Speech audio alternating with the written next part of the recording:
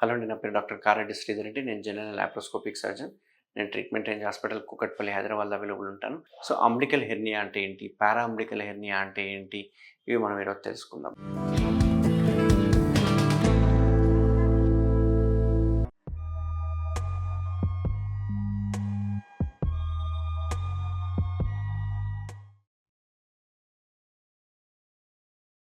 So, umbilical hernia అంటే ఏమవుతుంది అంటే, చాలామందికి బొడ్డు దగ్గర చిన్న చిన్న స్వెల్లింగ్ లాగా కనిపిస్తూ ఉంటుంది.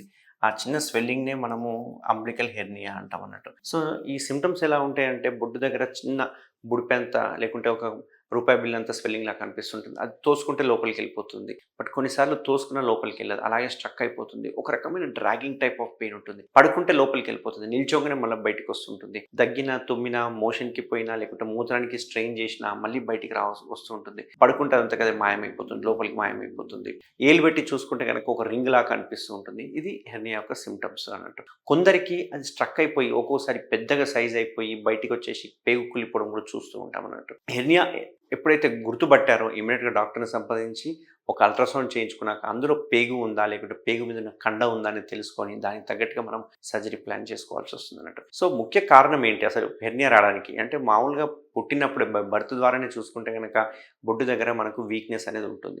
అయితే కడుపులో పేగులు గానీ, చిన్న పేగు గానీ, పెద్ద పేగులు గానీ, కండ గానీ ఇవన్నీ ప్రెషర్‌తో నింపినట్టుగా ఉంటాయి. నింపి ఒక మనం టైట్ ప్రెషర్ కుక్కర్‌లో పెట్టినట్టుగా ఉంటుంది. సో, దానికి ఎక్కడ సందు దొరికితే బయటికొద్దామా అని చూస్తుంటాయి పేగులు. సో, ఎక్కువ కాన్‌స్టిపేషన్ మలబద్ధకం ఎక్కువ ఉండడం వల్ల కావచ్చు, లేకపోతే బీపీహెచ్ బినైన్ ప్రోస్టాటిక్ హైపర్ట్రోఫీ అంటే మగవాళ్ళలో కొవ్వుగడ్డ పెరిగి మూత్రనాళం దగ్గర ఉండే కొవ్వు పెరిగి మూత్రం దారి సన్నగా అయిపోవడం ఇట్లాంటి ద్వారా కావచ్చు, విపరీతమైన కాఫ్ దగ్గు ఒకవేళ టీబీ కావచ్చు, లేకుంటే బ్రాంకియల్ ఆస్తమా కావచ్చు, లేకుంటే సిఓపిడి క్రానిక్ స్మోకర్స్ కావచ్చు, ఇట్లాంటి వాళ్ళు రావడం కానీ. అండ్ నాలుగో ముఖ్య కారణం ఎక్కువ బరువులు లిఫ్ట్ చేసేవాళ్ళు, బరువు పని చేసే వాళ్ళకి బరువు లేపినప్పుడల్లా మనకు కడుపులో ప్రెషర్ పెరిగిపోయి ఆ ప్రెషర్ వలన బొడ్డు దగ్గర చిన్నగా గ్యాప్ వచ్చేసి అందులోకి వెళ్ళి పేగులు బయటికి రానికి ప్రయత్నం చేస్తుంటుంది. అండ్ ఐదో ముఖ్య కారణం చూసుకుంటే కనుక ప్రెగ్నెన్సీ టైంలో ఇవి మనం ఎక్కువ చూస్తూ ఉంటాం. ప్రెగ్నెన్సీలో బేబీ పెరిగే కొద్దికల్లా కడుపులో పెరిగే కొద్దికల్లా ప్రెషర్ ఎక్కువైపోయి మెల్లగా పేగు అనేది బయటికి రావడం చూస్తూ ఉంటాం. అండ్ ఒబేసిటీ కూడా ఒక కారణం. ఒబేసిటీ వల్ల ఏమవుతుందంటే ఈ యాంటీర్ అబ్డోమినల్ వాల్ అంటే ఈ ముందర ఉన్న కడుపు అంతా స్ట్రెచ్ అయిపోతుంది. స్ట్రెచ్ కావడం వల్ల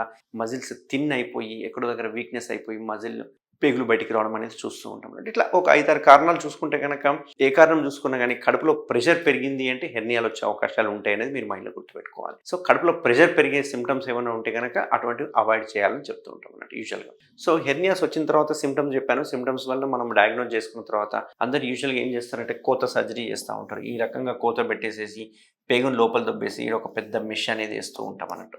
ఇట్లా మెష్ చేయడం వల్ల ఏంది ప్రాబ్లమ్ అంటే బయట ఏస్తాం మెష్ అనేది.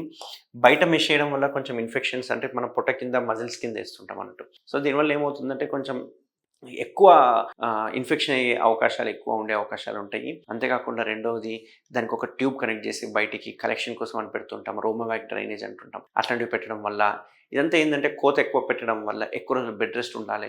డైలీ డ్రెస్సింగ్ చేసుకోవాలి. పెయిన్ ఉంటుంది. అండ్ రికరెన్స్ రేట్ ఎక్కువ ఉండే అవకాశాలు ఉంటాయి. పెద్ద మెష్ చేయాలంటే పెద్ద కోత పెట్టాలి. ఇవన్నీ ప్రాబ్లమ్స్ ఉంటాయి. ప్లస్ పేగు ఎలా ఉందనేది కూడా చూడడానికి రాదు. కుళ్ళిపోయిందా లేకుంటే లోపల ఎలా ఉందనేది కూడా చూడడానికి రాదు. బట్ మన ట్రీట్మెంట్ రేంజ్ హాస్పిటల్‌లో మనం చేసే సర్జరీ ఏదైతే ఉందో లాప్రోస్కోపిక్ మెథడ్ అంటాం అన్నట్టు.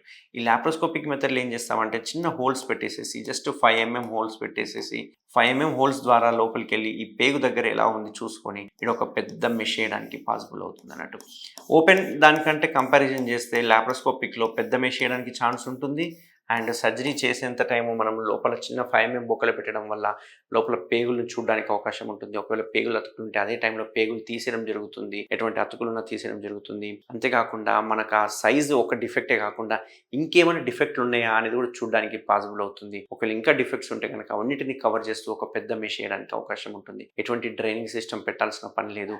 ఇది జస్ట్ ఒక 45 minutes procedure and complete painless technology ఉంటుంది ఇందులో. ఎందుకంటే ఇందులో మనం వాడే ట్యాకర్స్ ఏదైతే ఉందో అబ్జార్బబుల్ ట్యాకర్స్ వాడతాం. ఆ అబ్జార్బబుల్ ట్యాకర్స్ వాడడం వల్ల ఏంటంటే పెయిన్ చాలా తక్కువ ఉంటుంది. అండ్ మోస్ట్ ఇంపార్టెంట్ ఏంటంటే ఎటువంటి డ్రెస్సింగ్స్ అవసరం లేదు. ఎటువంటి బెడ్ రెస్ట్ అవసరం లేదు. ఎటువంటి పథ్యం అవసరం లేదు. పేషెంట్‌కి కూడా పెయిన్‌లెస్ సర్జరీ ఉంటుంది. అండ్ పేషెంట్ ఇమ్మీడియేట్‌గా నెక్స్ట్ డే డిశ్చార్జ్ జరుగుతుంది. సెకండ్ డే, థర్డ్ డే నుంచి మీరు యథావిధిగా మీ పనులు చేసుకోవచ్చు అన్నట్టు. సో, ఎవరికైనా అంబ్లికల్ హెర్నియాస్ ఉంటే గనక తప్పకుండా నన్ను కన్సల్ట్ అవ్వండి. నేను ట్రీట్మెంట్ రేంజ్ హాస్పిటల్‌లో ఉంటాను. దీనికి మనం లేటెస్ట్ ఇంపోర్టెడ్ మెష్ చేయడం వల్ల కంప్లీట్ పెయిన్‌లెస్ ట్రీట్మెంట్‌ని మనం అందించొచ్చు. Thank you very much.